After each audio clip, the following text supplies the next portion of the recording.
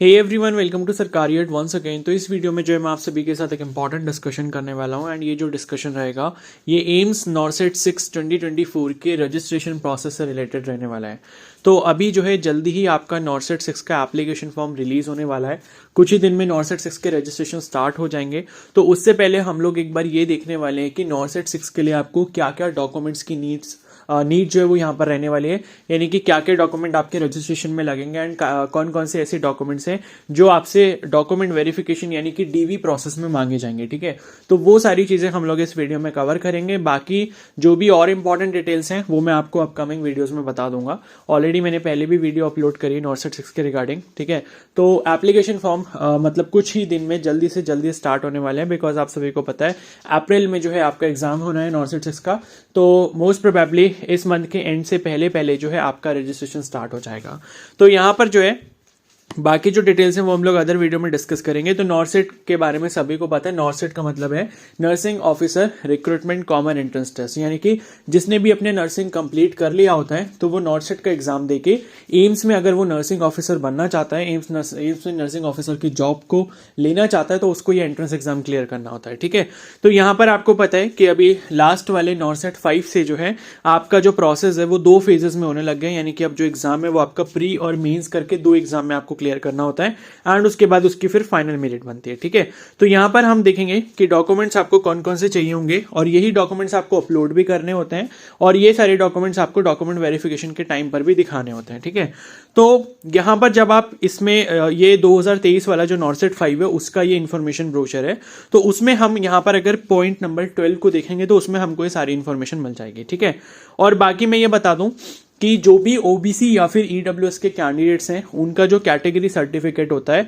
वो यहाँ पर जो इस्तेमाल होगा वो सेंट्रल वाला होगा। ठीक है, यानी कि अगर आप में से कोई ऐसा कैंडिडेट है जिसका सेंट्रल वाला सर्टिफिकेट रेडी नहीं है तो वो सेंट्रल वाला सर्टिफिकेट जरूर बनवा ले। ठीक है, और उसकी कुछ इशू डेट भी रहती है, जैसे कि यहाँ पर ये नॉर्सेट 5 वाला जो था उसके केस में आप देखोगे ये जो कास्ट या कैटेगरी सर्टिफिकेट वाला सेक्शन दिया है तो इसमें इन्होंने 5th लाइन में या 4th लाइन में लिखा है कि NCL OBC certificate issued during the period from 1st of April 2023 to 31st March of 2024 will be considered valid.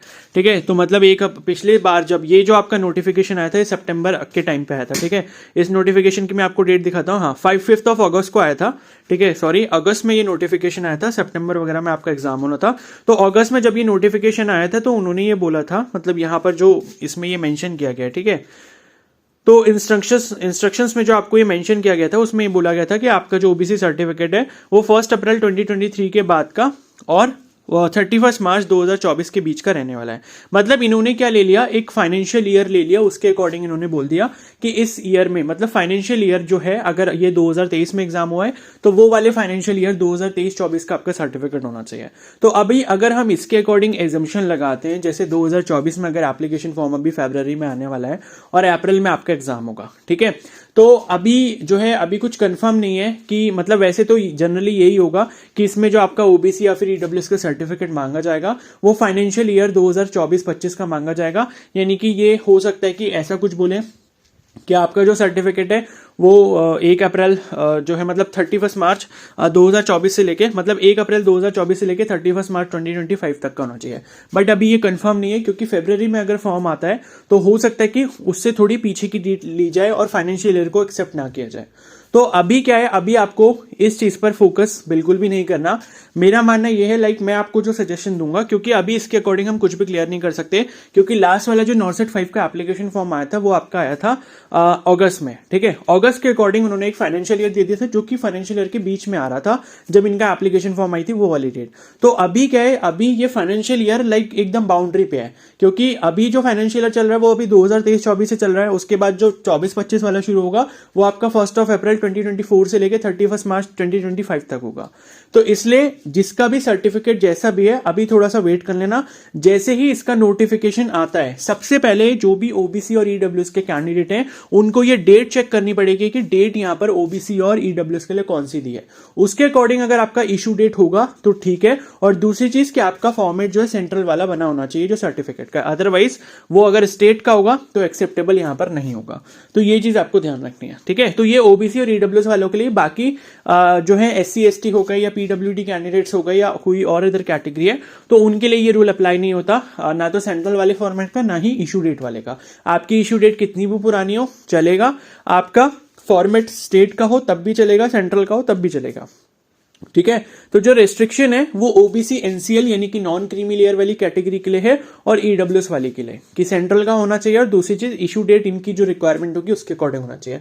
तो अभी पहले नोटिफिकेशन आने देना, उसके बाद जो नोटिफिकेशन में डेट लिखी होगी उसके अकॉर्डिंग फिर अपना मैच कर लेना। अगर इशू डेट मैच कर रही होगी तो ठीक है, अदरवाइज फिर आप उसको रिन्यू करवा लेना एज पर रिक्वायरमेंट।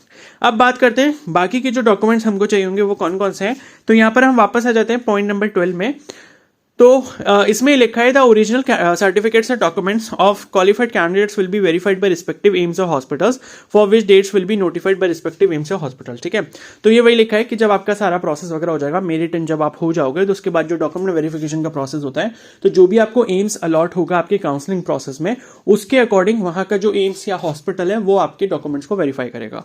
तो कौन कौन से डॉक्यूमेंट्स है ये आप देख सकते हो, नीचे 5th लाइन में लिखा हुआ है लास्ट से कि डॉक्यूमेंट्स रिक्वायर्ड आर। तो पहला वाला है यहाँ पर a copy of the downloaded registration slip of the online application form। तो जो आप एप्लीकेशन फॉर्म भरोगे आप उसका प्रिंट आउट जरूर निकाल के रख लेना, क्योंकि डीवी के टाइम पे आपको ये भी चाहिए होगा, ठीक है। दूसरी चीज क्या है, copy of downloaded admit card. तो एडमिट कार्ड प्लीज कोई भी अपना खोना मत। अगर जो भी एडमिट कार्ड है, मतलब अगर आपको उसका प्रिंट आउट सेव करके नहीं रखना अपने पास, कि वैसे तो प्रिंट आउट आप एडमिट कार्ड का लेके जाओगे एग्जाम पर, बट कई बार क्या होता है वो सबमिट हो जाता है, लेकिन फिर भी उसकी जो PDF फाइल है वो अपने पास संभाल के रखना। उसके बाद तीसरी चीज है यहाँ पे certificate showing the date of birth. तो डेट ऑफ बर्थ के लिए कोई भी सर्टिफिकेट हो सकता है, क्लास की 10th की मार्कशीट हो गई, ठीक है, या फिर आपका DOB सर्टिफिकेट हो गया या बर्थ सर्टिफिकेट जो भी बोलते हैं, तो वो आपका एक सर्टिफिकेट हो गया, ठीक है। 4th में लिखा है इन्होंने कास्ट सर्टिफिकेट या इनकम या एसेट सर्टिफिकेट एज एप्लीकेबल, ठीक है। तो अगर कोई SC ST OBC EWS या PWD कैटेगरी है तो उसका मतलब जो भी सर्टिफिकेट है, कैटेगरी सर्टिफिकेट है, कास्ट सर्टिफिकेट है या इनकम सर्टिफिकेट जैसे कि EWS के लिए चाहिए होता है, तो ये जो है आपको सर्टिफिकेट अपने पास रेडी रखने होंगे, ठीक है। उसके बाद नेक्स्ट है certificate from the competent authority, ठीक है। फिर नेक्स्ट है डिसेबिलिटी सर्टिफिकेट। तो डिसेबिलिटी सर्टिफिकेट उनके लिए जो लाइक PWD कैंडिडेट से अपना फॉर्म फिल करेंगे, ठीक है। फिर नेक्स्ट है certificate from the competent authority in a case where age relaxation has been sought for the basis other than caste या PWBD, ठीक है। तो देखो क्या है कि अगर आप एज रिलैक्सेशन का बेनिफिट यहाँ पर लेने वाले हो, क्योंकि मतलब एज रिलैक्सेशन मतलब कैटेगरी वाइज तो मिलता ही है कि OBC में 3 ईयर्स का, SC ST में 5 ईयर्स का, इस तरीके से, लेकिन उसके अलावा जैसे एक्स सर्विसमैन कोटा है या और कोई कोटा आपने लगाया, एज रिलैक्सेशन पर मैं अलग से वीडियो बना दूंगा कि किस केस में कितना एज रिलैक्सेशन रहता है। तो जो भी आपका एज रिलैक्सेशन का क्राइटेरिया आपने फिल किया होगा उसका भी आपको सर्टिफिकेट यहां पर दिखाना होगा, ठीक है। नेक्स्ट उसके बाद है no objection certificate in regular employment. तो अगर आपका कहीं पर रेगुलर एम्प्लॉयमेंट है, कहीं पर कोई कॉन्ट्रैक्ट आपने साइन कर रखा है या कोई बॉन्ड अगर आपने साइन करा है, ठीक है, या फिर अगर आप स्टेट गवर्नमेंट की जॉब में हो या कुछ भी ऐसा है CHO वगैरह की जॉब में हो, तो उस केस में आपको NOC सर्टिफिकेट अपनी कॉम्पिटेंट अथॉरिटी से लेना होगा।